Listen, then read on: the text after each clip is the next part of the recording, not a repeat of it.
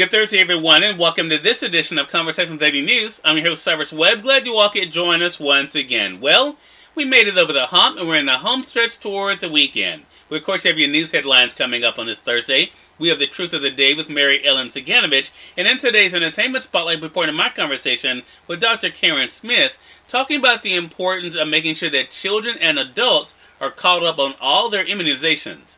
Enjoy today's broadcast. For Conversations Daily News, I'm Cyrus Webb with your Thursday headlines.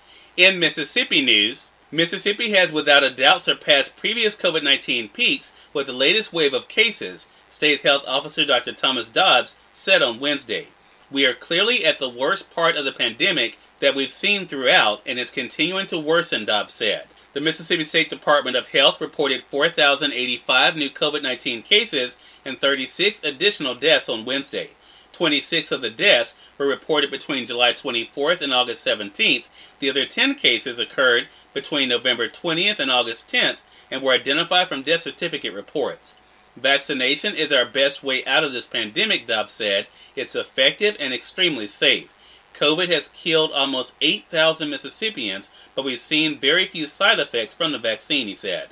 2 field hospitals have opened in parking garages at the University of Mississippi Medical Center in response to the rising number of COVID-19 patients. The 32-bed Samaritan's Purse Field Hospital is inside the parking garage adjacent to the Kathy and Joe Sanderson Tower at Children's of Mississippi. The U.S. Department of Health and Services is operating a 20-bed field hospital inside parking garage B at UMMC. Mississippi health officials have said the state's healthcare workers are traumatized after caring for COVID-19 patients for months, while a fourth surge of cases stresses the already overtaxed hospital system. Dr. Paul Beer said the health department has seen a dramatic increase in COVID-19 cases in schools. The latest report shows that nearly 4,500 students in Mississippi schools have now tested positive for the virus in a span of 5 days. Since school began, we now have over 20,000 kids who are under quarantine, Beer said. These are dramatic numbers. Beer said the number of cases in schools reflects what health officials are seeing in communities and counties across Mississippi. 5 children have died of COVID-19 in Mississippi since the pandemic began. In a related story, U.S. health officials call for booster shots against COVID-19. U.S. health officials Wednesday announced plans to dispense COVID-19 booster shots to all Americans to shore up their protection amid the surging Delta variant and signs that the vaccine's effectiveness is falling. The plan is outlined by the Centers for Disease Control and Prevention and other health agencies, calls for an extra dose 8 months after people get their second dose of the Pfizer or Moderna vaccine. The doses could begin the week of September the 20th. Our plan is to protect the American people to stay ahead of this virus, CDC Director Dr. Rochelle Walensky said as the agency cited a raft of studies suggesting that the vaccines are losing ground while the highly contagious variant spreads. People who received the single-dose Johnson & Johnson vaccine will also probably need extra shots, health officials said, but they said they were waiting for more data. The announcement came the same day the Biden administration said it would require nursing homes to mandate vaccinations for staffers in order to continue receiving federal funds.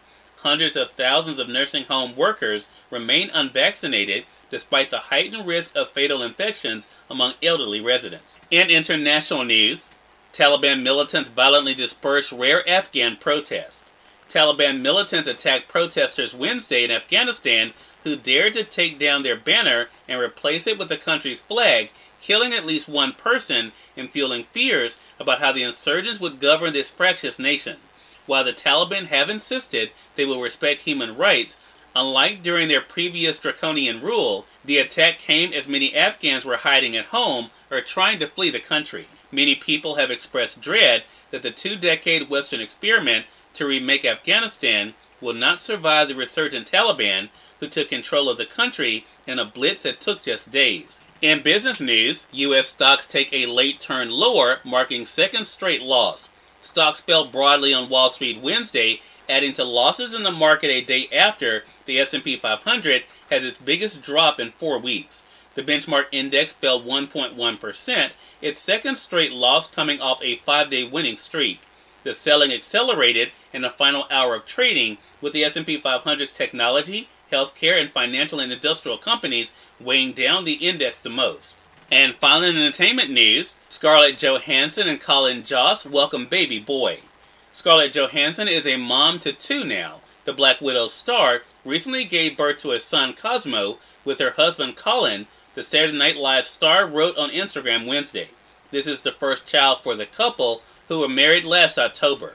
Okay, we had a baby. His name is Cosmo. We love him very much, was Colin's brief note.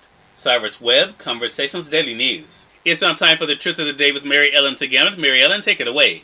Hi, this is Mary Ellen with your Truth of the Day. Be gentle with yourself. During the times in your life when you are filled with change, turmoil, or misperceptions, it is very important to be gentle with yourself. Do not run yourself down, keeping up the momentum of your usual day. You might not even notice the fact that your life is in a whirlwind heading for a crash. It is important for you to become aware, to recognize life as it changes around you. Being gentle with yourself means you accomplish what you can and leave the rest for another day. It means you honor yourself. It means you take care of your needs, the needs of your body. Then you can take care of others. Of course, honoring yourself means different things to different people. For you, it might mean taking an hour of stillness to meditate, going for a pedicure or manicure, having a session with a healer, getting a massage, or simply getting some extra sleep. Whatever honoring yourself means to you, be sure you take time to do it. Today, create space for a more positive, loving, and accepting view of your life and yourself as you go about and enjoy the day. Dr. Karen Smith is featuring today's Entertainment Spotlight. We're here on Conversations Daily News. For Conversations Daily News, I'm Cyrus Webb with the Entertainment Spotlight. Dr. Karen Smith joined me recently on Conversations Live, the radio show, to talk about the importance of getting all of your vaccines, not just for COVID, as we're going into the school year. Here's a bit of our conversation. And this is so important, Dr. Smith. Of course, I mentioned here in Mississippi, schools already started. In other places in the country, school is getting ready to start. What were some of the other key findings that you found when it came to this new study? Well, I tell you, just listening to the 26 million missed vaccine doses. And so who's missing them? Well, we had 8.8 million missed adolescent vaccines and 17.2 million missed adult vaccine doses. So it's across the board, and we want to get to these folks and say, now's your opportunity to get caught up, get protected from vaccine-preventable diseases. And, of course, one of the big things we think about this time of year, Dr. Smith, is when it comes to kids. But why are adolescent and adult vaccination rates so low, do you think? And what can we do to start improving that now? Well, I believe our public did exactly what we asked them to do. We said shelter in place when COVID came along, and folks did that. They didn't want to go to the health department. They didn't want to go to their regular doctor office. We switched over to telehealth, and so the opportunity to actually provide those vaccinations became an issue. People were worried about COVID. Well, now's the opportunity. Let's get back on track. So one of the things that we're doing in our office is the parking lot vaccination. People can come, get their vaccinations, all of the ones that we're looking at for adults, pneumonia, shingles, hepatitis A, our teens. They need to be vaccinated against meningitis, diphtheria, tetanus, and pertussis. Now's the opportunity for them to come. They can get it in our parking lot, and a lot of doctors are thinking of different strategies, so you don't even have to come into the doctor's office. Cyrus Webb, Conversations Daily News. We thank you all for tuning into this edition of Conversations Daily News. We'll have you guys on tomorrow to wrap up this week. Until then, I'm your host, Cyrus Webb, saying as always, enjoy your day, enjoy your life, enjoy your world. Thank you all for choosing Conversations Daily News today. Let's make it a great one.